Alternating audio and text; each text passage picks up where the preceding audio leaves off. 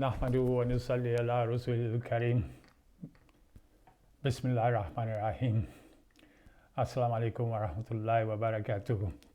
So you remember in my first talk just the other day now, I mentioned the principles of the muhadditheen, those who collected and collated hadiths.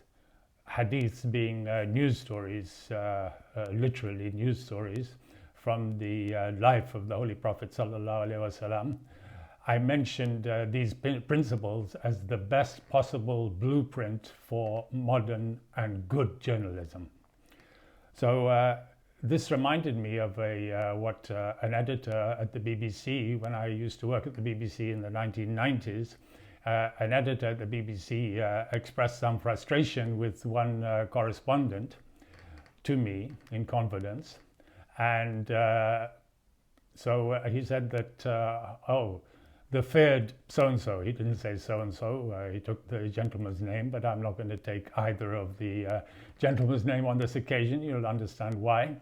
So the feared, he referred to him as, and then he said, I said, why is he feared? He said, because he doesn't cross-check his sources.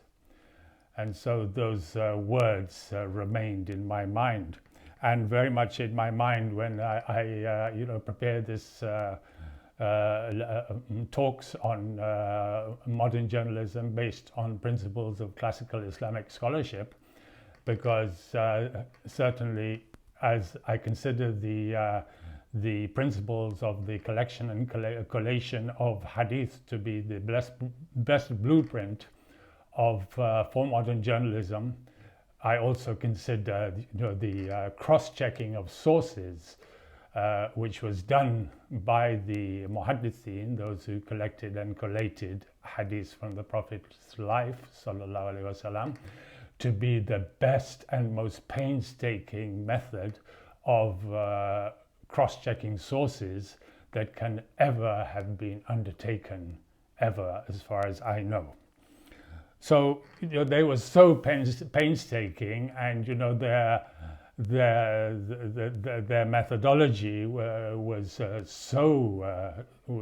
was so methodical, and it was so thorough that I don't think any journalist would be able to aspire to that level of conscientiousness. But a blueprint is something that one aspires to, not necessarily that one has to emulate entirely. It might not be possible to do so. So I would summarize, the cross-checking of sources done by the muhadditheen. I would summarize it as follows. As far as a journalism, a rule of thumb for a journalist would be: have lots of good sources, have lots of reliable sources. So in the case of the muhadditheen, they had so many sources. Whole books were prepared on each and every source and the reliability of that source, and why that source was reliable and why that source was not reliable. And this is a separate study of hadith, which is known as the study of Asma'ul Rijal, the names of the men. And they weren't all men, many of them were also women. So as far as the transmission of news stories from the Holy Prophet's life, sallallahu alaihi wasallam, is concerned, and as far as the reliability and the multiplicity of the sources is concerned, there's two categories in the hadith. One is called khabar-e-wahid. There's one source, khabar-e-wahid, a news story with one source. The other is mutawatir, that there's a multiplicity, there's lots and lots of sources.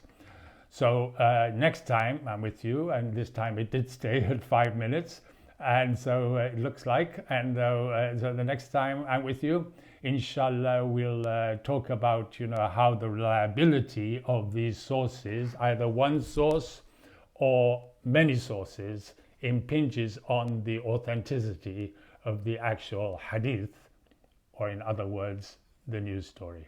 وآخر الدعوانا أن الحمد لله رب العالمين.